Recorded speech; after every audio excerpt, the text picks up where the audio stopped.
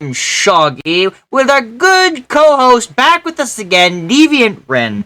And today on the LEGO Legends podcast, we're going to be talking about platformers. Platformers are like Earthworm Jim, Mega Man, Mario, Sonic, and Cuphead, and others that come to our mind while we talk about it. It's not just Sega, not just Nintendo, but any that come to our mind we'll talk about. And to start off, I feel like Rin, you got some things to say, I bet you do, as always, to start us off, so let us begin with possibly what you're going to start off with is Mega Man. Well, I mean, when it comes to platformers, it's actually one of the types of games that I've played the longest. My very first platformer that I ever played was Kirby's Adventure back on the Game Boy. And That far. despite the fact that the Game Boy didn't have a backlit screen and the whole game was in black and white, Yeah. it set a lot of standards for me and it was really fun. Like, people always call, a lot of people will call Kirby like baby's first platformer, and in some ways that's true because I don't think I've ever played a Kirby game that's hard. But True. at the same time, it's a game series that I come back to even now as an adult. Like, I have been a fan of the series for years, and it's just the sheer variability of every playthrough of Kirby can be different. Like, you can stick to this power up or that power up throughout the whole game if you want, or you can go with no power ups and just attack with your puff of air, because that's a thing you can do. And he can also, I think one of the main reasons why Kirby gets a bad rap for being too easy is because the fucker can fly. So that kind of, if you want, you can just sort of fly over everything. Even though there's a limit to how long you can stay in the air too. I do know that. At least I think so. It's something that you are able to, if you're good enough though, you can just mash the button rhythmatically and basically stay up in the air for such a long time that you basically finish the stage. I think there is a limit to how long you can stay in the air, but that's if you're standing still, which you should not be doing. But even though it's very easy, because it absolutely is. Yeah. It's just so much fun because of the variability of it. And that's one of the things that keeps me coming back to games is, can I go through this game in multiple different ways and still have a fun, adventure? And Kirby just hits that sweet spot for me. Not to mention the music is phenomenal. Hell, I can mention stuff like Butter Building and Wispy Woods, and people will immediately know what I'm talking about because those are some of the most well-known soundtracks in all of games. There's so many remixes for them. And not to mention the fact that on top of the graphic or the sound being good, there's also the graphics. The graphics are, for Nintendo standards, very, very cutesy, and they're very colorful. Well, the games after Kirby's Adventure are colorful. Like I said, the first game was just in black and white. Right. So you had to just imagine what he looked like. Yeah. But despite that, the graphics were just cute enough that I enjoyed it. And as it continued, the only game that I would say was too easy was Kirby Triple Deluxe. I got the game because it came out on my birthday, so I felt I had to get it just for that alone. Just for that alone, I had to have it. And I played it, and I beat it in an hour. And I was like, okay. Thoughts. Music, phenomenal once again. Gameplay, graphics, once again, very cutesy, very adorable, loved it. Boss fight, very fun to do. However, Nintendo, this is where you have officially gone to too easy, because the enemies are so sporadic in that game that you're almost never really in any danger. If you have the wheel power up, you can basically just roll right through, more than half the game. Sure, the boss fight is awesome and epic, and, the Hyper Fruit's cool, but the Hyper Fruit's another reason why that game is way too damn easy, because you eventually become a black hole that just absorbs everything around you, and it's well, there goes any of the challenge that could have possibly have been had here. Right. But despite that, it is a good game, but it's very, very fucking easy. Like, if I were to recommend a game for, our fans out there who want to, who for somehow have avoided the Kirby series for this long, Yeah. I would recommend Nightmare in Dreamland, because Nightmare in Dreamland basically took everything that the original Kirby's Adventure did and just modernized it and made it better, and also added color, which really helps, believe me. It was really good, I would say. And the mini games you can do in between are really great. Like, it's overall just a really solid adventure. Another game that is good is Kirby's was it Squeak Squad, and the newest one they did, Star Allies. Star Allies is phenomenal. I Like, never played those ones.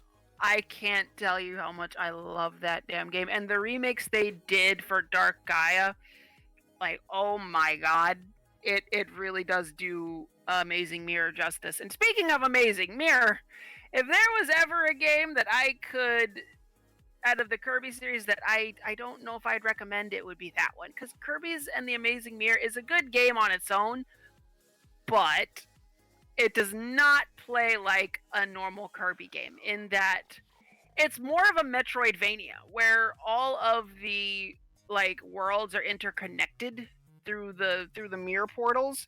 So it's not like the normal games where you just go from world to world in a sequential order and you just, complete the stage and you're on your merry way. You have to go back and forth between worlds, and the thing is, the mirrors don't really, the game doesn't do a great job of telling you really where you need to go. It just kind of throws you into the road and says, all right, good luck, have fun. So you're basically just wandering around waiting for shit to happen. Like, there have been times where I have beaten World 2 boss and then been like, all right, cool, I unlocked the new mirror, go in there. Where do I end up? In World 5. And then I beat the boss there and leave and get where, where I end up next? World 3. And wait, what? But huh? All right, maybe I'll try this mirror. Now in World 6. It's like someone took Super Mario Brothers and just put a randomizer on it and just called it a day. Makes It's a fun game, don't get me wrong, but if you're expecting Kirby a standard Kirby game, you are in for a rude awakening. But if you like Metroidvanias, which I do, then Amazing Mirror will be good for you. But the thing is, when I play a Kirby game, I am in the mindset of playing a standard Kirby game. If I wanted to play a Metroidvania, I would just turn on Super Metroid and play that. Yeah. I don't want to play a Metroidvania with Kirby. I don't want to play, I don't want to play Mega Man and all of a sudden I'm in a fucking starship shooting at shit with Star Fox. Like, those are two separate game types. Yeah. You know? It's completely So, different. yeah. But yeah. I would say my favorite, of course, you would agree, of course. Mega Man is one of my most favorited of the entire platformers. I've played so many platformers, and Mega Man's always been the one that's been the closest to me. But I would state that Kirby, I've played a good amount of Kirby. Like, hell, when I was a kid, I loved playing Kirby. Kirby was like my mascot of my own freaking stupidity, because I'm like, I can see myself being like this. I can see myself being this kind of fucking gullible and always like wondering what the fuck you're gonna do, what you're gonna get, so on and so forth, and being curious on top of that. But I've only played like one, if not two, Kirby games at that.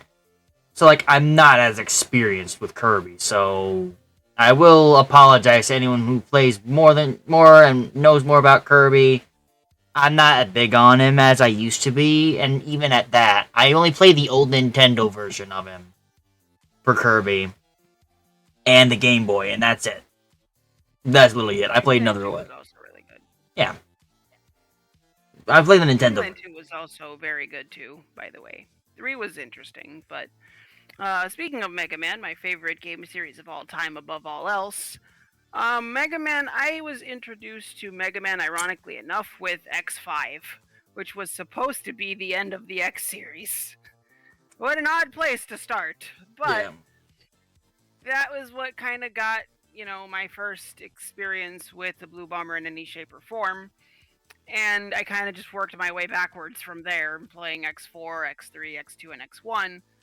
But The X series was always really cool just because of the scenery, the story that was going on. The boss fights were always intense. The music was kick ass all the time, except for X3, unfortunately. So, like, it was something that I really enjoyed. And then when the Anniversary Collection came out, I was introduced to the Classic series. And the Classic series, I had noticed two things. One, it wasn't as fast paced, and two, it was significantly harder. Yeah. Oh my god, was it significantly harder. See, I made the foolish mistake of starting with the first game because I figured, well, I have, 1 through 8. Why wouldn't I start with the first game? Because that's usually where you start with games. Oh, my poor sweet summer children who have done this. I'm so sorry for For the you. Mega Man one, Mega yeah. Man 1 is a game that I would not recommend as your first Same. start because it is brutal. And It is. half the reason why it's so goddamn brutal is because it's hard for a lot of archaic reasons. Number one being when you get hit and fall into spikes, you just die.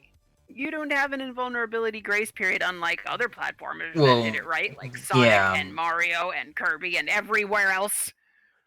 Yeah, that's the Like, thing. yeah, Like, you just fucking die. Not to mention that Mega Man 1 also has two things that I feel they copied from Mario because that was the hip and happening fucking uh platformer at the time, so they wanted to make it a little bit like that. They did realize, to be fair, that half this stuff didn't work for their game, so they took it out in Mega Man 2, thankfully, which is why it's hailed as one of the best in the series. yeah. But one has this weird thing where the gravity is turned on to like times 100.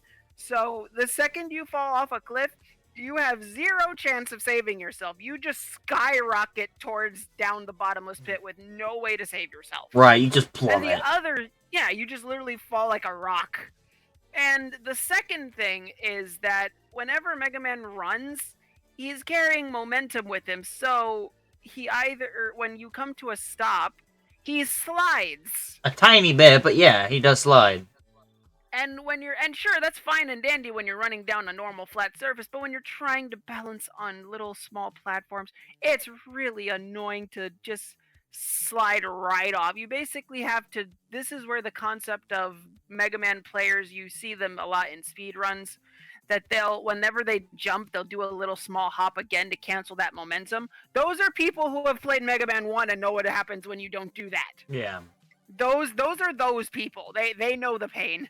The other issue is Mega Man 1, of course, has all the stereotypical archaic design quirks that really do a great job of pissing me off. Fucking knockback, situations where I swear it's impossible to avoid getting hit, fucking large enemies that hurt a lot and are hard to avoid.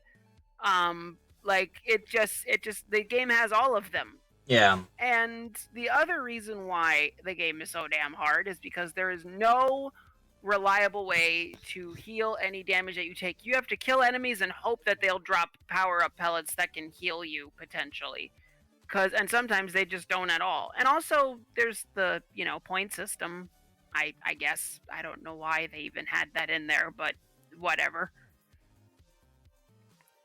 Then we move on to Mega Man 2, where things are significantly better. First of all, Mega Man 2 was made on the free time of the developers as they were working with other things. So a lot of love and effort went into this game, and it shows. The soundtrack is one of the most well-known soundtracks of all time. And the boss weapons, although Metal Blade is incredibly broken and ridiculous, the weapons are for the most part, balanced. And some people even do runs of Mega Man 1 or Mega Man 2 without using the Metal Blade because it makes the game that much harder. But it was a fair type of hard. There was no point in Mega Man 2 where I felt that's such bullshit, except for the turret boss in Wily Castle. Because you have to use the crash bomb, which you only get 7 shots of on a full life, in order to kill this thing. It takes 7 shots. So if you miss, used any of them in the stage prior or miss and fuck up, you now have one of two options. You either have to grind for weapon energy in the stage, or you have to die and get a game over so that everything refills again.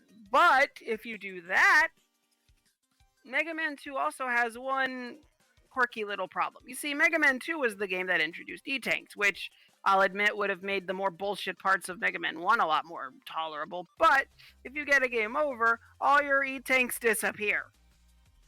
So Yeah. yeah, if you had 4 E-Takes and you fucked up at the turret boss, well guess what? Now, and you get a game over, well guess what? Now you don't have any E-Tanks. Good luck with Wily. Yeah, good luck with that, bitch. So it had its issues. It's not a perfect game, of course, but Right. one, no game is. And two, it was a significant improvement from one.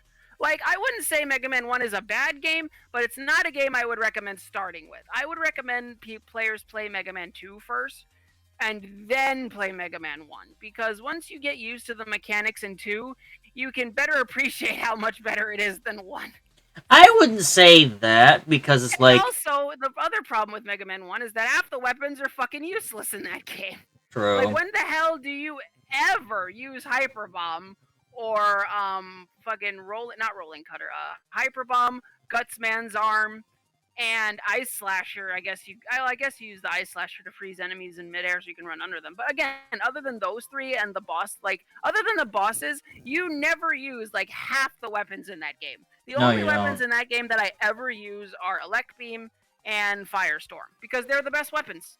Everything else is incredibly situational or just Yeah. useless. Hyper Bomb takes way too damn long to explode.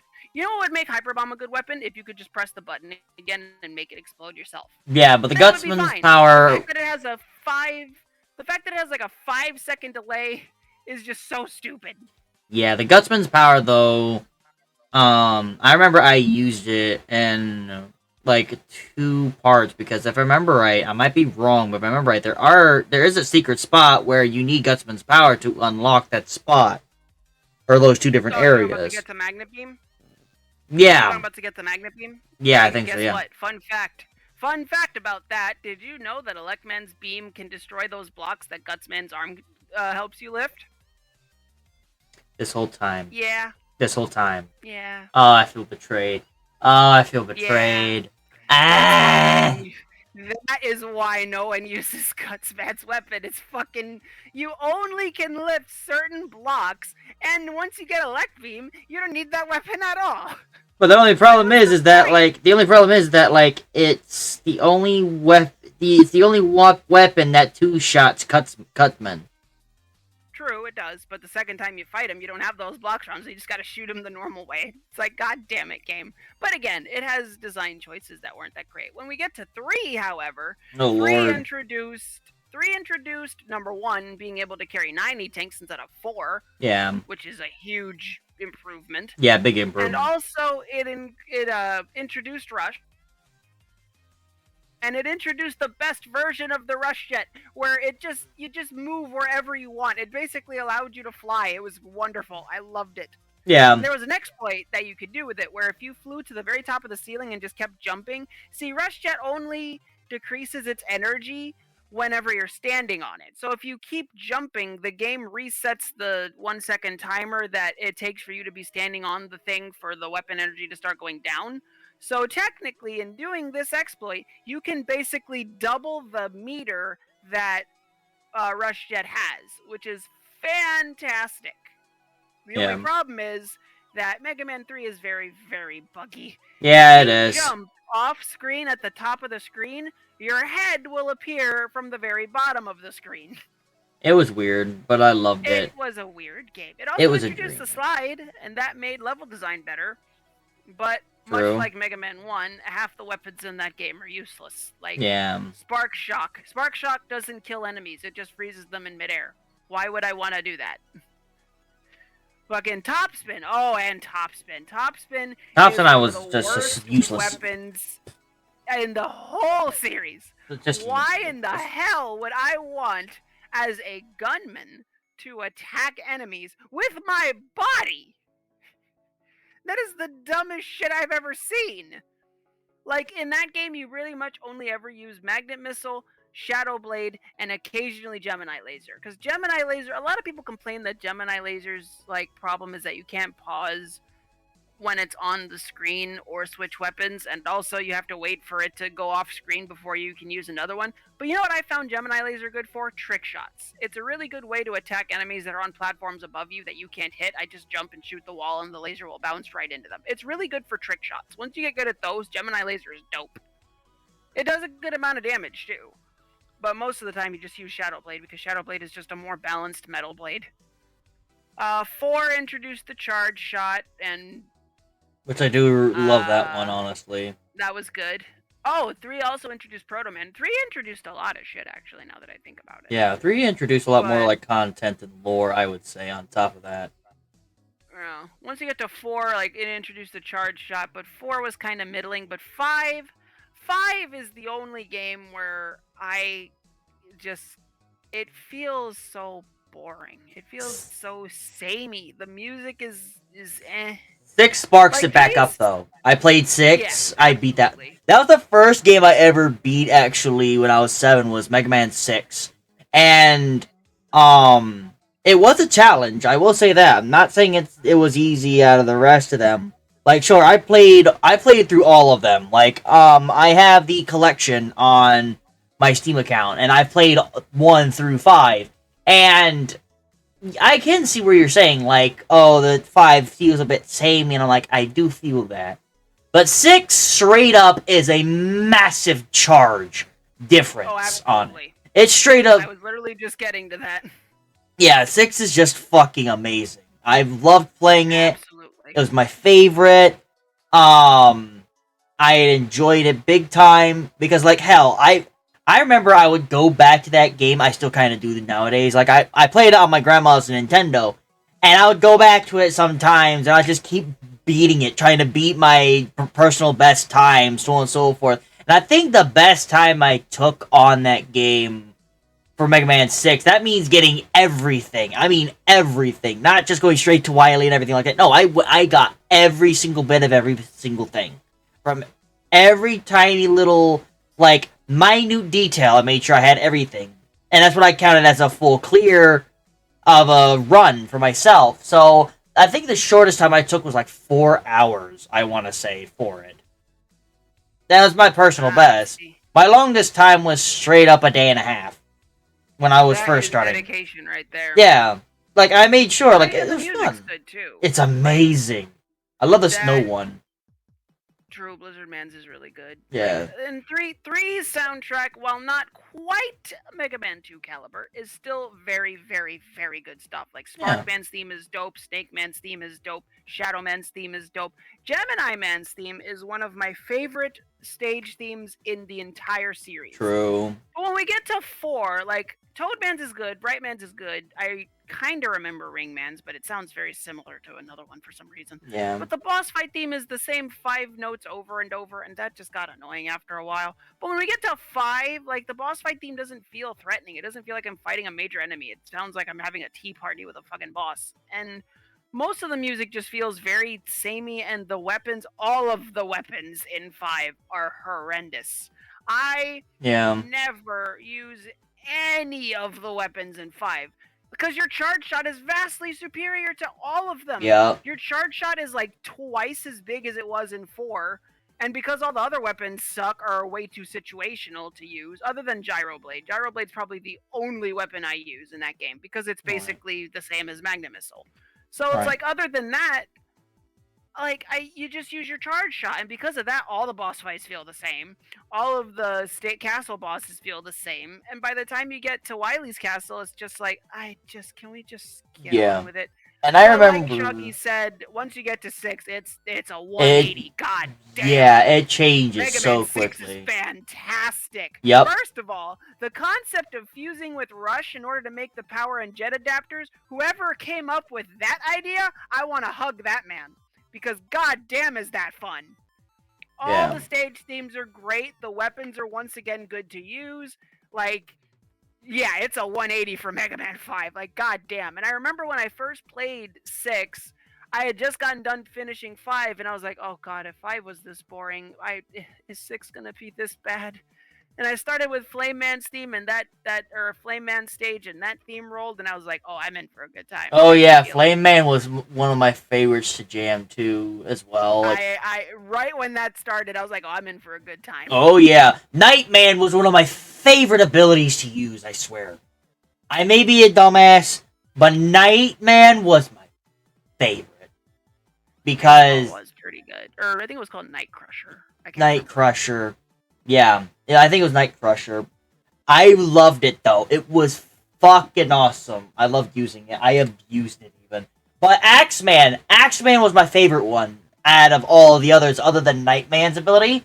I You liked mean Tomahawk Axeman Man? or Tomahawk. Yeah, sorry, I don't know why I said Axe. I was thinking Tomahawk That's when Man he was my throws at favorite. you. Yeah, He Axis. throws an axe at you. But with the ability, it's a spiral upwards, and on the last Wily boss, he actually is weak to those. I fucking adored it All because I three could of use. his forms are Yeah, weak to the same thing. yeah. That's what I thought was pretty funny at the same time. Like Capcom, Nintendo. Why is literally all of the four Wily bosses so weak to this shit? This makes no sense. This is the I win button. I see. Okay. Yeah, So I have a basically. question though. Yeah. I got a question though. Why is it everyone hates Mega Man 7 so much? Like, I played it recently 7. I in haven't played it preparation for yet. this.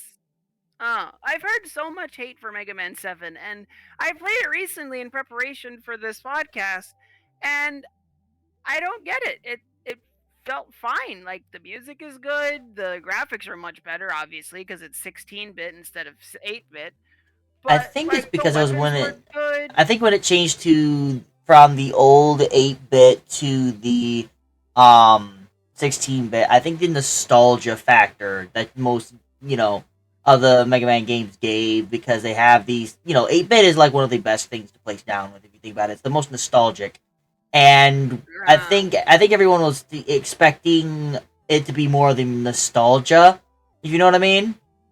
I was Right, they were expecting. expecting another good 8-bit adventure, and they got this, and they're like, "What the fuck?" Yeah, because they went to the Super Nintendo last I remember.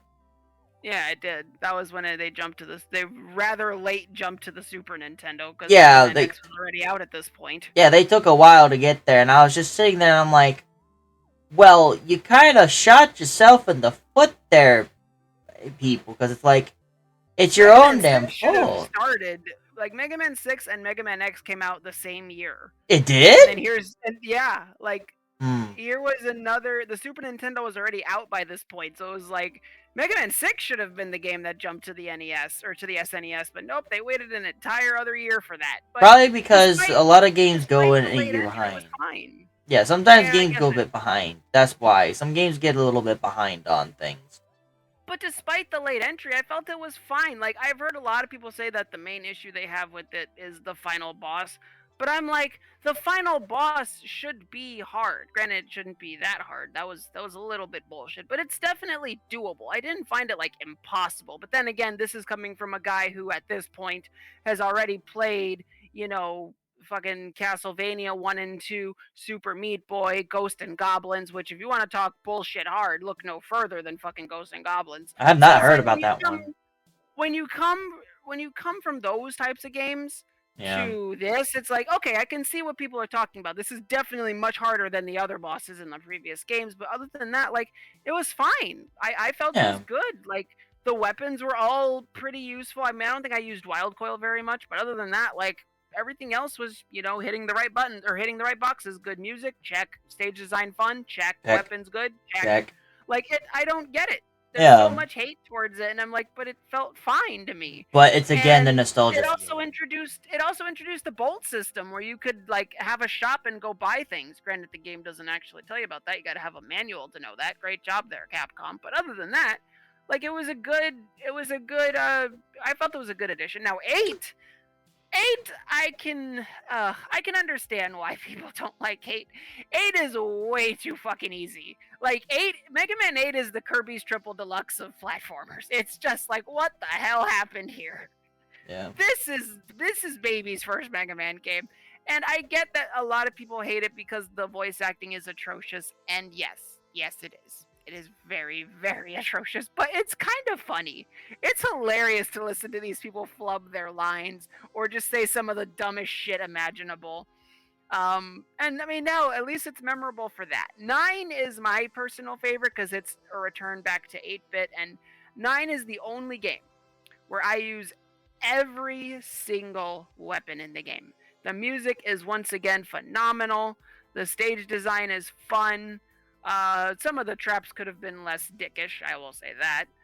But overall, by far my favorite in the series. 10 was also good, but I feel like 10 shouldn't have been an 8-bit game. They should have changed it. And then that brings us to 11. I didn't get to play that a lot one. of these games, but 11 is really solid. Like, it's the right amount of challenge, the right amount of the right amount of difficulty. The bosses are fun. The voice acting's good this time, thankfully. The weapons are once again phenomenal. I'm pretty sure I used all the weapons in my playthrough of Mega Man 11 in the stages, more so than against the bosses. And the shop is there, so you can, buy those. You can buy a good shop. I think. Oh, and Shawggy, you will love this. When you beat Mega Man 11, 2 more chip upgrades unlock, and you want to know what they are? One of them makes your double gear system meter not heat up, so you can basically just use infinite double gear system, and the other gives you infinite weapon energy. So you see where I'm going with this. Yeah. That New Game Plus just became real easy. Yeah.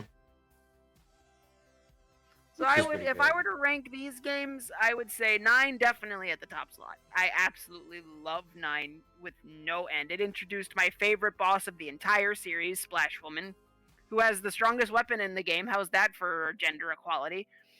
After that would be 11, followed by 2. Those would be my top 3. Actually, no. I would put Mega Man 9 at the top, then 11, and then Mega Man 6 as my third, and then 2 and 3, and then everything else after that. Yeah. 7, 8, 4, 1, and then 5 at the bottom. Because 5, I'd rather deal with the bullshit of 1 than the utter monotony of 5. Yeah, I've played only 1 through 6, sadly. So I'm not as deep in usability, or not reusability, but like what's the word? I'm not that strong in the other ones so I can't really say much. But from a player's standpoint that's played at least from 1 through 6, I can definitely say that 6 was a massive turn point from the bullshit they gave with 5. And 4 was, to me, at least to me, in my opinion, was iffy. And I was it was decent, but it was decent, but it was iffy still with me, because I'm like, if they fix it with 5, we'll be fine. But they didn't fix it with 5, and it went downhill, and I'm like, oh fuck. Okay, now it's at the bottom. Yeah. But then, like, I just put 5 at the bottom. Yeah, but like, some people will disagree with us and say, like, oh, well, but 1 is way more broken and stupid. You know how many times you die for stupid reasons in 1? Which is absolutely true. But you know what? True. I would rather deal with the bullshit of 1 than deal with the utter monotony and boredom I felt playing 5, so... Facts, man, facts. But 6 has always been my favorite out of all of them. True. That's my perfect. Yeah. I would definitely put 6 at number 3, because I do love 6 so much. It's so damn good. But for me to play 1 through 6, I would say 6 is number 1. Of the NES games, 6 is definitely the best. Like, 2 is so touted as, like, the greatest second coming of Christ, and I'm like, but 6, though. But 6, though. 6 straight up was, like, the savior, I would say. And it doesn't have a bullshit weapon that beats, like, half the bosses in the game. Metal Blade just replaces the Mega Buster once you get it. It's a weapon that you can fire like 64 times, and it can be fired in every direction, kills like 4 bosses, including Metal Man himself, by the way, and like, why would you use anything else? I didn't know his own ability killed him. Fuck. In easy mode, it kills him in 1 shot. In normal mode, it kills him in 2 shots.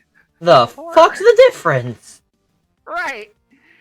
I'm like, what the fuck is this? It can kill Metal Man very fast. It can kill Flash Man very fast. It can kill fucking Woodman very fast, and it can kill who's the other boss? Bubble Man. It's Bubble Man's I weakness. know it's Bubble Man's weakness, yeah. It kills like 4 bosses. Yeah, it's like, just what the fuck? It's like, this is useless. Or it's useless to do anything else but, you know? Right. And yeah, 10, I don't know. After 6, like the rest just fall somewhere on the list. Yeah. Yeah, but like 1 and then 5 would be at the bottom. But I planned on buying 11, but I was like, I want to make sure I finish the other ones before I do that. Because it's better to do that than, try going straight for 11, because I feel like a storyline-wise, that's why I go, like, I'd rather wait till I have, until I've at least beaten the other ones beforehand. And since I haven't touched 7 yet, because of course my computer stopped working with Mega Man, and even when it did work with it, I'm like, I prefer to use a controller because my keyboard is just, mess with my own brain half the fucking time. So I have to wait till I get like a freaking controller, but still, I do plan on playing into 7 and the rest of them to see, like, in your point of view as well, but also in my own perspective of like, okay, so let's see what 7's like, let's see what 8's like, see what 9's like, 10, then of course down to 11. But 8 is very easy. 8 is wow. Yeah. Wow. But another series of platformers that I've played that I'm pretty sure everybody and their mother has also played is, of course, Super Mario Brothers. Everyone's played that fucker. From the top, the very first game is definitely the classic platformer that everyone loves and has had some sort of experience with.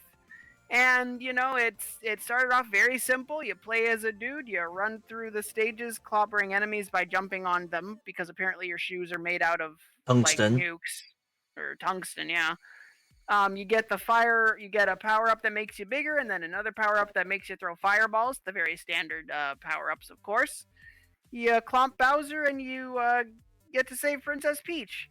That said, do not play the Lost Levels. The Lost Levels is basically a fan hack that you have to pay money for that increases the difficulty up to 11. Yeah. It's such bullshit. But it's its own interesting flavor, I would say.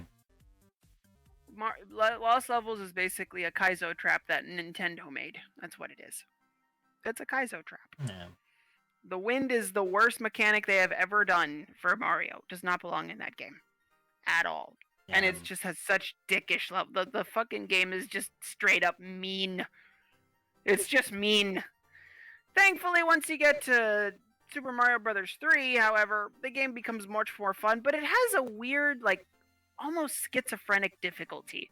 Like, I feel like World 6 is easier than World 4. But then, like, World 7 is harder than World 8. So it's like, I don't... You... Huh? Yeah. I just don't get it. But it is a fun game. It did introduce one of my favorite power-ups, the Iron Suit Mario, where you just turn into an iron statue. Not to mention the Tanuki suit. Everyone knows and loves the Tanuki suits, at least cosplayers do. Yeah, cosplayers do. That's 100% cosplayers do. Like, dear lord. Like, I will say this much. The Tanuki suit, that's the freaking raccoon suit, correct? Yes. Yes, I thought so. The first time that Mario could fly. Yeah, I remember. I don't know where, of course.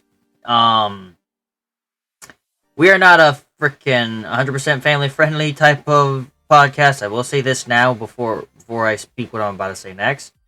Tell by the amount of fucks we give. Yeah, the amount of fucks we give. I'm just gonna let everyone know, so then, also so YouTube, if they freaking, try and get at me here, hey, I already stated this before, and I've also placed it down for all of our podcasts. We are not freaking kid-friendly, so I'm gonna say this now. Anyways, there's a massive amount of fucking porn about Princess Peach wearing the Tanuki suit. So much porn. Like, I swear, like, my brain's just like, Anyone can get angry when I say this, but honestly, I am honestly into this shit too. My brain just screams, "Bird bar!" And that's what straight goes right through my brain whenever I see it. And not gonna lie, I am into that shit. So I mean, I'm not. What's the words, Rin? Before I lose my brain cells of this, saying the right words. Um, Has the kink. yes, and I do understand it. I mean, hell, Rule 34 writers or not writers, drawers and sketchers and all that. Y'all, I love y'all, but also there's some deep shit that you guys draw, and it's perfect, and it's also a what the fucks at the same time. Yep. But you keep doing what you're doing, do what you love, you know. But besides the point, like freaking every time I hear the Tanuki suit, though, my brain just remembers all of that shit. That's my problem. But That is fair. Once you get to the Super Nintendo, however, they introduced Super Mario Bros. 4, which they decided to call Super Mario World, which is my absolute favorite 2D Mario game of all time. I love that game to no end. yep, It is the game, and you know what's funny? Its soundtrack is literally the same tune run through like 100 different times in 100 different ways, and yet somehow they make every stage and area sound unique enough to where I never get bored of it. That is truly well done. that's And saying you know what something. the amazing thing is? Super Mario World was rushed, and it's still hailed as one of the greatest Mario games of all time, and it's over 25 years old. Yep.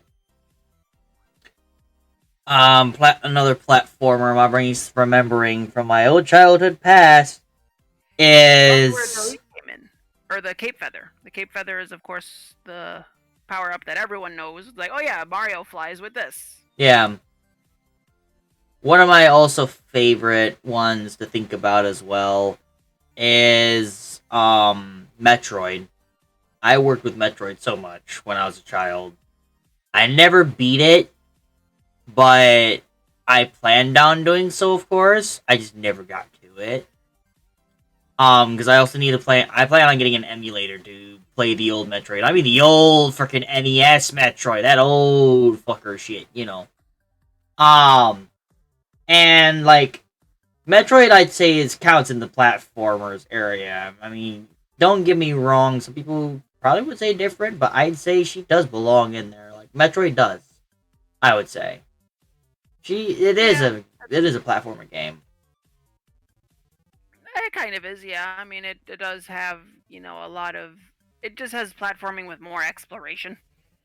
Yeah, that's all. It's really just more exploration. There's another one. I can't remember its name. Or at least I would get up and go check because my grandma does have the game.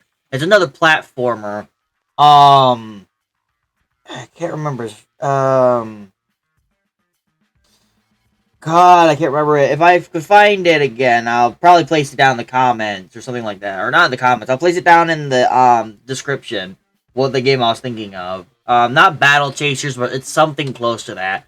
But anyways, Toads? no, it wasn't Battletoads. But I don't see the Battletoads as like a platformer. That's a different type, I would say. At least I don't think. Yeah, Battletoads wasn't much of a. But yeah. Same thing as the Teenage Mutant Ninja Turtle games, except for like maybe one or two of them. There is some like the Batman one. There was a Batman NES one that was also what is it? Let me think. My brain's killing itself. Well, Marvel and DC had quite a couple platformer games, but we're missing a Yeah. quintessential one though, Shawggy. We talked about Mario. We can't talk about Mario and not introduce his, and not mention his fucking rival, Sonic the motherfucking Hedgehog. Oh yeah. Great ass platformer. Shit. I was trying to think of. Motherfucking Sonic 2 and 3. Yeah, I was trying to stay in the lines of Nintendo for the start, and then go over to Sega. But I guess we could do it this way. Like Frickin' Sonic 1, 2, and 3 are masterpieces. Every yes. single one of them. With Sonic 3 and being my absolute favorite of the original trilogy. But holy shit, Yeah. You're talking platforming with high speed momentum, like the Chaos Emeralds, and turning into a basically a Super Saiyan hedgehog. Bowl. And like you're just fighting this mad crazy fat doctor who imprisons animals into robots. Like the concept of Sonic is just wild. Yeah, it But is. it's so much fun. It's like, what if we made a platformer but you go fast and you have Even to do Sonic and platforming with Knuckles. momentum? It's fantastic. Yeah, Sonic and Knuckles was also one of the ones I liked. Like Sonic 2, then Sonic and Knuckles. Sonic and Knuckles is where I actually was like, this is perfect. To be honest. My mind was straight to like, They this is did a great perfect. job. They did. They did a wonderful job really with it. fantastic. The music is always solid with Sonic. Yeah. Always. And like it just kept getting good, better and better until a certain point. Until they got to Sonic the Hedgehog 2006. One of my most hated games of all time. This game is the one game. I don't think it's Sonic Unleashed. That it is the one and only game that angers me every time I play it, and I find something else wrong with it every time I play it. And which one is this one? Baffles me. Sonic 06 or Sonic the Hedgehog 2006 specifically. Oh. This was a game that was so bad that it literally killed the franchise for a good long while until the game was revived with Sonic Unleashed. Sonic Unleashed brought me back because of how fun the Day World sections were. The boosting and the going literally so fast that everything around you just turns into a blur, like, was super fun. And granted, the Werehog was very unneeded. It was interesting though. I liked it, to be honest. It was interesting, but I don't think any of us asked for a Sonic beat 'em up. True. If I wanted to play a beat 'em up, I'd play Golden Axe.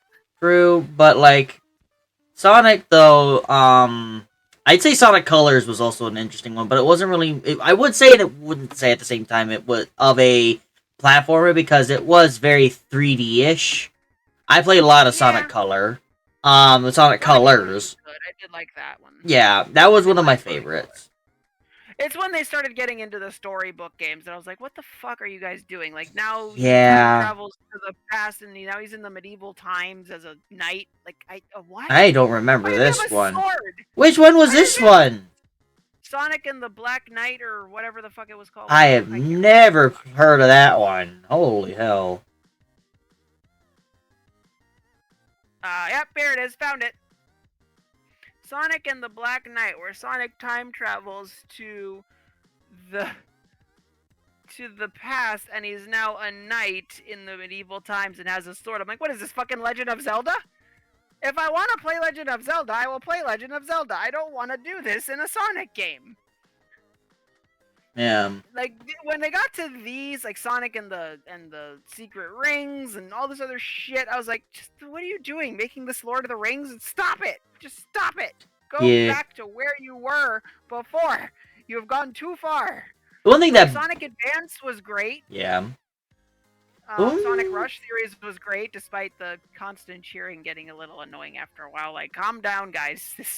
These are the same types of tricks that I have been doing this entire time. I mean, thank you for the applause, but you can calm down. There's so much cheering in that game, but it was really good. Like, the handheld games were pretty solid. But once, like, there was a good solid, like, 7 or 8 years where Sonic was just absolute garbage until Unleashed brought it back, and then Colors was great. And it just kept getting, Generations was fantastic, and then you get to Rise of Lyric and Sonic Boom and fucking Sonic Forces and oh yeah, that's where it just goes down and down and down. It went way back down. Like, don't get me wrong, Sonic Mania was one of the best games in the series, like hands down. Yeah. Like, I love that game to death. There's a reason why Brain Scratch Commentaries did 3 different playthroughs of it. Once as Sonic, once as Knuckles, and once as Mighty and Ray. It's because it's that good and that replayable. So it was good for that period of time, and then they went and made Sonic Forces, and it's like, no, Sega, no, you were doing so good. Go back. Yeah, I haven't seen a lot of the other games. Like, there's a point where I stopped playing a lot of the Sega games. Hell, Alex kid, if you remember that game, it's an old Sega game. Like, I mean, hella old Sega Wow. game. That's Um, Alex Kidd in years. I played a lot of that, and I would count that as a platformer as well, wouldn't it? Would it count Oh, or no? definitely. Yeah, Sonic Alex Kidd was the game that Sonic killed. Because yeah, Alex Kidd came out and it was basically Sega's first attempt at trying to make a Mario-like game to compete with them, and then Sonic came out and that it was like Alex Kidd who? yeah. Who's Alex Kidd? But like, When Sonic the Hedgehog 1 came out, Alex the Kid like fucking disappeared off the face of the earth. yeah, that's the thing. And it's just like not many people remember him, and it's just like it's sad that not many people remember his ass. And it's like people should be remembering him. He was really intriguing to play. Like I remember playing that game and I beat it. It was difficult, sure. There were times where hell, the freaking predicting people with the freaking rock paper scissors trick. That shit kind of fucked me as well. I remember doing that so much. It fucked my brain up. Because, like, I always had to predict, but then after so long of playing, I knew what everyone's first roll was, or what everyone was going off with first. So I was able to easily get the shit, But the thing is that, like, it's a luck of the draw for a lot of things. Of course, with the, betting your money to get a certain item, or betting your money for more money, or whatever, to, like, just to fuck around and have fun at the same time. It had its challenges. It had the levels where it's like, well, what the fuck do I do here? But you find it out at some point. Yeah, it was a good precursor to what was to come. It's just unfortunate that it had like I think one or two games and it did decently, but Mario was just destroying it in sales, and then Sonic came out and finally Sega had something that could even hope to compete with Mario. Yeah. Because at this time Nintendo was basically, king of the world, and Mario was basically outselling fucking everything else. I mean, it still kind of does to this day. Like, time and time again, Mario has just fucking annihilated everything else on the market for platformers. Like, and that's sad because there's so many good, like, indie companies that are making really good platformers that no one's ever heard of. Like, Celeste? Holy fuck, is Celeste good? I haven't played God Celeste. I never heard of Celeste damn! even. Exactly, and that's my point. That is right there is my point. A ton of people have just never heard of these indie games that like come out and they come with really good platform. Like Celeste, I would definitely recommend watching a playthrough, or hell, even supporting the people who made it and buying it yourself. Like it's hard. I won't front. It is very fucking hard. But god damn is the story good.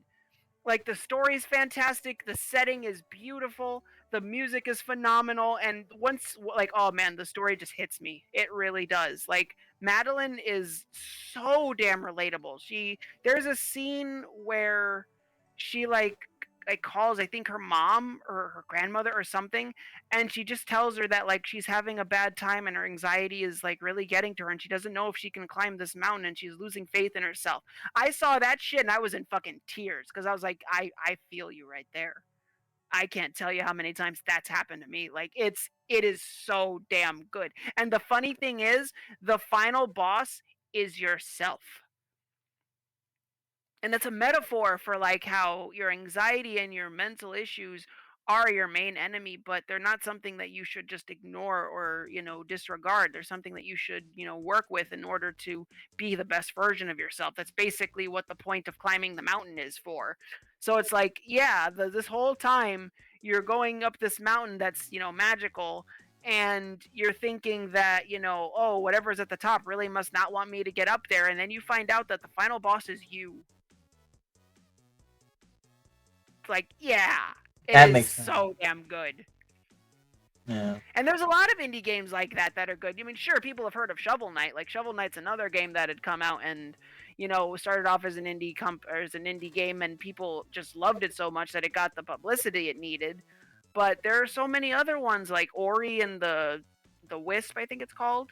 Yeah. That's another indie that many people haven't heard of, and like I said, Celeste, like it's so ironic that you said I've never even heard of that. I guarantee you a ton of other people would say the same thing, but it's a really damn good game. Like that's what I'm saying. Like it's fine to like the main sellers. It's fine to like Mario, Kirby, Sonic, and the rest because I'm a huge fan of them. But at the same time, You'd be surprised what a group of 5 people in a college dorm room can come up with and how good Yeah. it can be. I mean, hell, we talked about this book, definitely explained this at one point when we were talking about the farming simulators of last podcast. We stated that, like, or she stated that, the man that made Farmville straight up was just a guy, was literally Farmville, or not Farmville, Stardew Valley is, I kept saying Farmville, I kept getting it mixed up. Stardew Valley actually was made by one man, a college kid. And it was just straight up a college project. And that was it. Yep. So it's like, Like, that's just an don't example. count out these indie companies Right. just because they're small and not official. You'd be surprised the type of good shit they can come up with. Yeah, exactly. I mean, hell, look how popular Battlefield simulators have come, and look how far um battle royales have come. Like fucking PUBG. PUBG was ran by like 3 people off one server. Granted, that's where many of the issues with that game come from too. Like small Right. teams can be both a good thing and a bad thing. But Sonic Mania, one of the best games that has come out in the recent or one of the best Sonic games in the recent decade, was invented and started off as a fan hack. Yeah. It was a fan hack that Sega noticed and was like, "Hey, we'll hire you guys to make a game, or we'll give you the funding to finish your game and shit." And it outsold more than any of the other previous Sonic games in like the last 5 years before it. That's saying something. 5 dudes came up with a concept for Sonic that was better than what Sega shit out in 5 years. Let that Damn. sink in. Yeah, that's deep, honestly, I would say. Like, you wouldn't think for a moment, oh, well, Debba. No, this is actually dope. Like, to know about this. I didn't know about this at all. So, like, let me think of another platformer. We're getting close to the end of the whole thing here for today's podcast, at least. Cuphead. I do remember I stated Cuphead at one point, and I want to get to that real quick. Earthworm Jim, I didn't really play, but Cuphead. A lot of people don't really see it for its platforming. People really see it as just a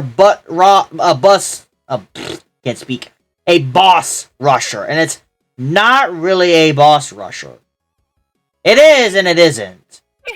Like 80% of that game is boss fighting. True. But it's still a great game as well. Like Cuphead funnily enough, is another game that was started off by an indie company. The creators had to mortgage off their house to get done.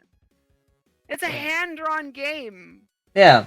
Like it's another example of a small indie company that made a game that was just that fantastic. I mean, granted, the music in Cuphead is one of my favorite soundtracks in any video game ever. Same. Like, goddamn, I don't think there's a single song in Cuphead that I don't like. Right. There's a lot of songs in that game.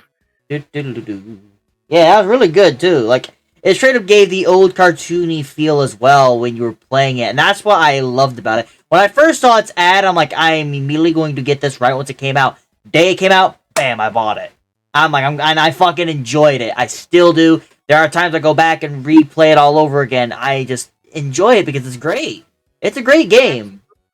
And I know that people are going to say, oh, but it is so fucking hard. And you know what? You're right. Yes, it is absolutely one of the most ball-busting games I have ever played. Oh, yeah. Like, god damn, is it fucking hard. There are so many times where I was just like, this is such bullshit. I don't think I've ever yelled at my computer screen more than with Cuphead. And I played both Dark Souls. Yeah, I almost put my fist through my screen. That's how angry I was.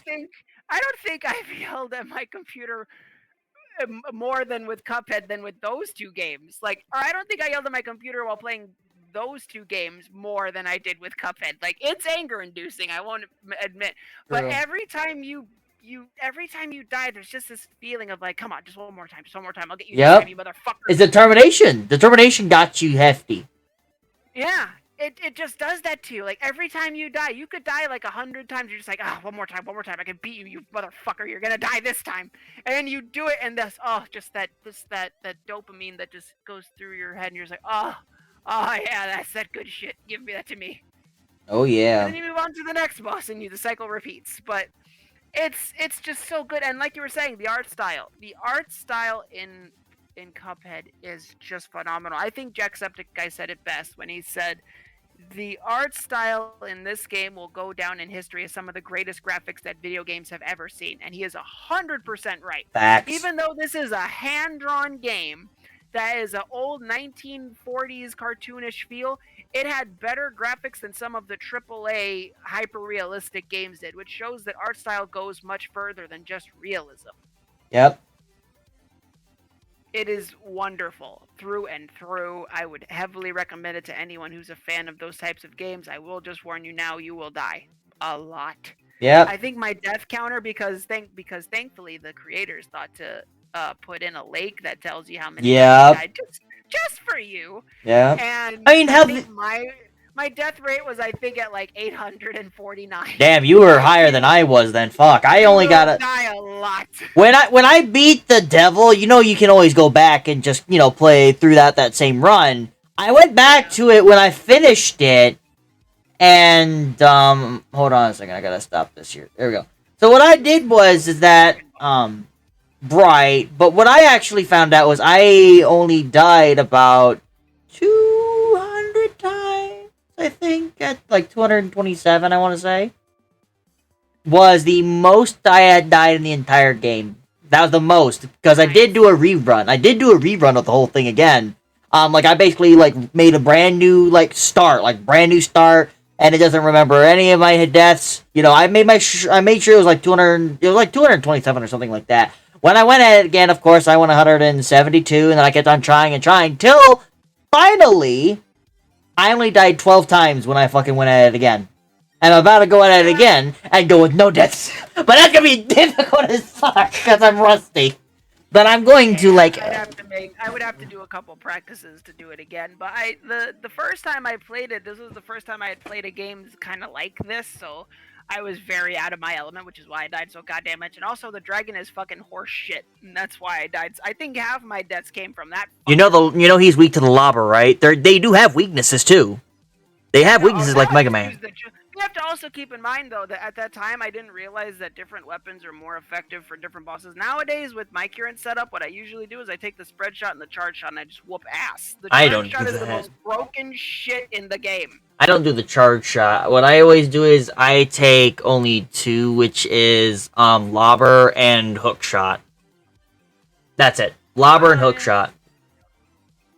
I just love the charge shot because I don't need to fire a lot. I just need to shoot. Yeah. I just need to charge and blast. I'm fine with, because when you charge, it allows you to keep an eye on your surroundings more and just wait until the opportune time to strike. Because you can get the time bonus very quickly because the charge shot does that much damage. You can kill certain bosses in 7 or 8 shots. Holy shit. Yeah, if you want a speed run, yeah. Spread shot. Yeah, and even just in general, I just love that weapon. It's also because I'm a Mega Man player, and the charge shot just felt right. Yeah, it felt. I felt that when I was playing. I'm like, dear God, I feel like I'm playing Mega Man 6 again. Fuck. Because 6. Once I got this, I was like, oh, I'm getting that old school Mega Man feel. Yeah, I can do this. I can roll with this weapon. Yeah. And then the spread shot just allows you to clear bullshit summons that the bosses will bring in. So that's why I take that. And also, it does a good amount of damage too. Yeah. But for the most part, the dragon boss was the one that gave me the most difficulty. The second time I did my run, I think I cut my deaths down to 412. I don't know how many I would do now because I'd have to replay it and do some practices before I can actually play it again. But it's a game that is very difficult but also very fun. And keep in mind that Cuphead is one of those games where while you're playing it, you will scream and rage, just fuck you! I hate this fucking game! One more! Fucking bullshit! And the second you beat the boss, you're just like, oh my god, that was so awesome! I love this game! Yep. That is what will happen to you every single time. It's a constant adrenaline rush. This game out until you get that dopamine rush when you beat the boss, and you're just like, this game is wonderful! And then when you beat the game, you will actually be sad. I was legitimately sad when I beat the devil because I'm like, well, now it's over. I don't want it to be over. Well, actually, I was a dumbass when I first did it, and I didn't even fight the devil because I agreed. I was a dumbass. Because I'm like, You went deal through with all it. that, and then you just said yes to the devil. Because I didn't pay attention to much of the story, and then I'm like, what? I became evil? No, I didn't want to do that. I thought I was just saying yes. I'm done. Here you go, and I was gonna leave and be happy. No, I didn't know I was gonna. No, I fucking went back in again. I was like, fuck, I didn't do that for nothing. So I had to go back to go kill him. Game just to agree with the devil and become evil. It's like, yeah, good job. Yeah, I was stupid. I didn't notice. You fell for the obvious trap. Yeah, I was. The only reason, to be fair, the only reason why I knew not to say yes to the devil is because I had watched Game Theory play Cuphead, so I saw because he wanted to see what happens if you say yes. Matt Pat wanted to see what would happen if he said yes, so I got to see that ending anyway. So once that happened, and I myself got to the devil, I was like, no, fuck you. I didn't go through this entire game just to turn evil and call it a day. I'm gonna beat your ass now. Yeah, no, I straight up was. And then proceeded to die like 80 more times. Yeah, no, the dumb thing was is that I was so already prepped up with the rest of the bosses and the setup I had, which is, of course, the lobber and the hook shot. I was so used to it, to all the rest of the bosses, the only amount of times I died to the devil was twice. Out of all my runs, I've only died to the devil twice. Because I've already understood all the other fucking patterns of all the other bosses, and I'm just like, this just feels like it's all the bosses combined. I feel gloopy, the freaking ball boy, you know, I feel gloopy, I feel freaking, I feel like the carrot pack, I feel like, it was so much shit, I was just like, I'm used to this, I know all this, because all the other bosses just prepped me for this. Hell, even freaking, King Dice, that motherfucker was not easy, but I dealt with him anyways. Because, like, you had to deal with all those little... Yeah, King Dice was like a mini boss gauntlet, because his boss fight himself wasn't even really that hard. And again, Charge Shot makes him a complete joke. Yeah, but of course me and didn't use Charge Shot at all. Because, like, I was trying to get used to the other ones because of the weaknesses and shit like that. When I found out there was weaknesses halfway when I was playing, like, I took a break, and I watched a little of a playthrough. Now, I didn't watch the whole thing, but I watched a little bit of a playthrough, and I'm like... And I found out through some people, like, oh, there's weaknesses. The bosses have weaknesses to weapons? So then I just went back to the bosses to find out which the weaknesses were. I'm like, huh. And then I saw a pattern between which one was what weaknesses were for which bosses, and I'm like, I got this now. So then when I went into the actual bosses, I knew the patterns, and I'm like, alright, let's go. So when it came to the devil, I'm just like, okay, this is gonna be easy. Oh, excuse me. But yeah, this is gonna be easy. Yeah. I did like Wally Warbles. Like Wally Warbles, Hildeberg, Cagney Carnation, of course.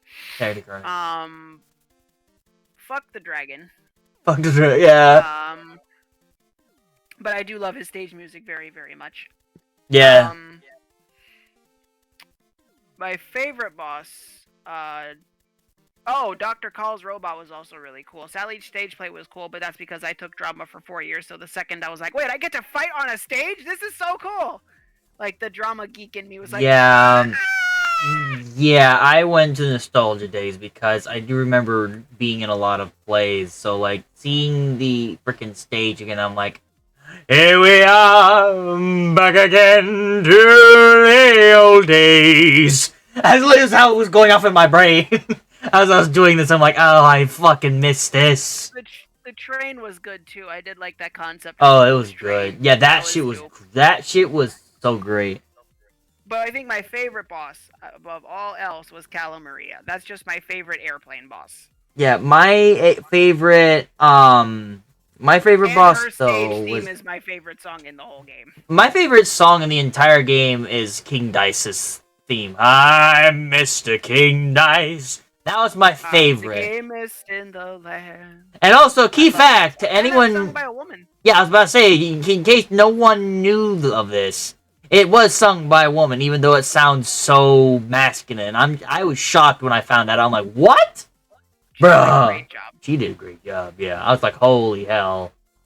Like, dear Lord. I'm hoping for Cuphead too, because that ending, man, when that lady, I don't remember her name, but then that lady said, "That's all there is. There isn't anymore, or is there?" But the thing is that, Is there? but the thing is, listen, too? stop. There is the show series. There is the show series, so I think the show series is just gonna wrap it up instead. Ah, I see. Damn it! I wanted Cuphead 2. That's what I was excited for. They might She bring said it that, I was out, like, but I doubt it. Cuphead 2? They brought it out Can we in ever Cuphead Netflix. 2? It's on Netflix. If I haven't watched any of it yet, but I've seen bits and pieces of it. But it's fucking great. Seeing those bits and pieces of it, I'm like, honestly, I can catch a lot of like, the drift of like what a lot of these terms are, like brothers fighting, shit like that. I'm like, that's me and my little brother, 100% when we were younger. Yeah. It overall though, I would just say that like Cuphead is an absolutely outstanding game that Yep. is well worth the small price tag it is of like what, $20? Like well worth $20, hands down. It is Yeah. a fantastic game. It's very replayable because there's multiple different weapons, and much like Mega Man, it has that replayability because as you unlock more and more of the map, you can just do different bosses in different orders. And Like difficulty too. yeah, exactly, and different difficulties. And there's not to mention there's different game modes. You can play the game in black and white, which makes bosses But you significantly have, harder. but you have to actually win the pacifist route in order to get the black and white though. That's the thing. You have to go pacifist route on the main routes. Oh, That means you alright, I don't did it. means that means you have to do. I did. I freaking was a murder hobo. I mean, the game kind of does point you in that direction at first, but once I learned that there was a black and white version of it, I was like, wait, I can make this even more classic than it is already? Hell Yeah, yeah! that's when I found that out. I lost it. Yeah, I looked it up. Like, how do I make Cuphead even better? you do Because I was cap. like, wait, you can make it black and white. That's like, you're now tugging at my nostalgia boner even more because like I used to love watching TV Land and watching like the Mary Tyler Moore Show, and I Loved Lucy and I Dream of Jeannie, all these Betty shows that Boop. came out in black and white. Yeah, Betty Boop. I Like freaking all grew up these on that shows shit that were in too. black and white. So I was like, wait, Yeah. I can make this game even more classical than it already is. Yup, I must do this. Yeah, I got a lot of nostalgia when I saw that you could do it. It's just I never went to do it because I was like, sure, I really want to go into those nostalgia parts, but also my brain was like, I am already angry with this game, with all the bullshit that I was dealing with. I was dying constantly, so I'm like, fuck it, I'm just gonna murder everything because I don't care. That's literally how I was. That's literally how I was. I hated Fair everything. I was so angry with the game, but yeah. But funnily enough, once I had looked up and learned that you have to beat all the run and gun sections without killing anything, like just basically being a pacifist. I was like, yo, sign me up. So you know what I did? I took my happy ass to the options menu, put on Smoke Bomb Dash, and just Smoke Bomb Dash through literally everything. Yeah. Right now, I took Smoke Bomb Dash, the charm that gives you like 2 extra hearts. Yes, you do less damage.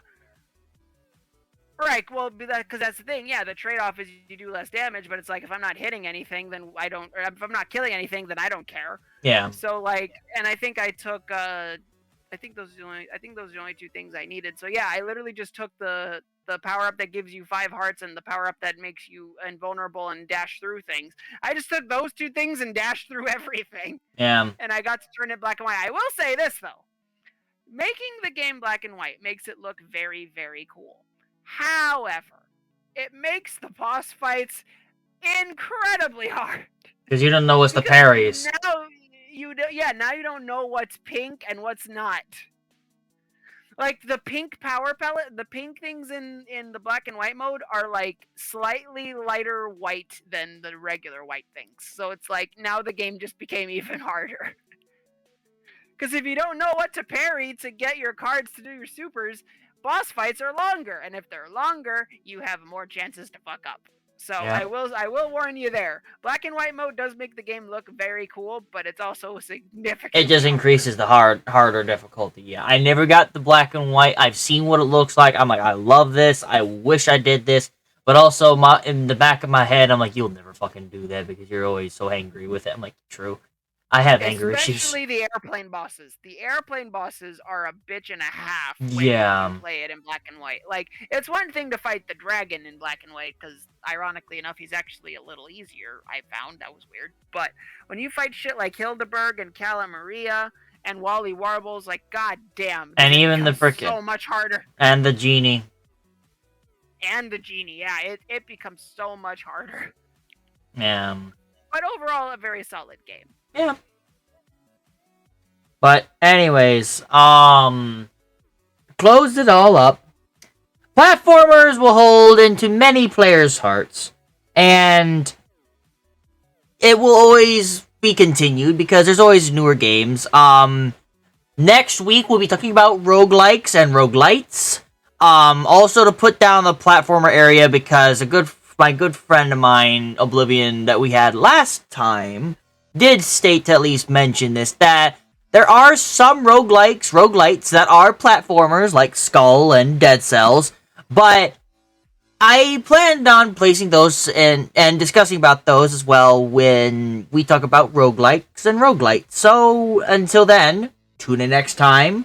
If you do enjoy listening to our podcast, please subscribe and at least leave a like to boost the algorithm to let us be able to be heard by many people and players. So, with these closing notes, Rin, do you have anything else to add to close it all up? Overall, platformers, yeah, are some of the first types of games that I grew up with, and they'll always be special to me. And overall, I look forward to the next, games that both indie and AAA companies come up with, and I do hope that they continue to inspire other people to, make games, because like there's a reason why shit like Mario Maker and Mega Man Maker have done so well, because these games There's a are very Mega Man much Maker? alive. Yes, there is. I did not know this. Like but there's a reason why they sell so well, because people still want these games to come out, because it still inspires people to like create, and that's overall what it's all about. Like inspiring imagination, and these games do that very, very well. I mean, how Minecraft inspires imagination. Yeah, and Minecraft, exactly. Like, there's so many different ways that you can make a platformer that you should never ever see, like, oh, we've done all we can do. Like, there's always concepts that are being reworked, redone, or just new things that are coming out. So, we'll never run out of platformer ideas, but what we will run out of is support for them once gaming companies think that they're no longer the thing to do, when they should always be the thing to do. Yeah. And goddamn it, Capcom, when the fuck are we getting Mega Man X9? We've been waiting. Mega Man 11 did great. You have no excuses this time. Dear Lord, now I'm getting hyped up for the new Mega Mans. I gotta get a better computer to run it and a damn freaking controller. Just saying, they were like, we might make Mega Man X9 if 11 does well. Sold fantastically. Now we're all just like, where the hell is it? Bro, exactly. I've been hearing nothing but positive ends anyways, not just from you, but other people. That Mega Man 11 straight up is just a masterclass, like a masterwork of the Mega Man series. It is very good. The only complaint I really had with Mega Man 11 was that the stages were a tad too long and the checkpoints were a little scarce. Well, in the normal difficulty. In the difficulties below that, it's better and more generous, but the stages are just a little long. Not like super long, but they're just a little too long. And the fact that there's so little checkpoints makes them feel even longer. Yeah. But that's about it. That's all I really could complain about. Okay. But that's the closing notes for you? Yeah. Then, everyone, hope to see you next week as we talk about roguelikes and roguelites. Otherwise, you all have a good day, good night, good evening to all.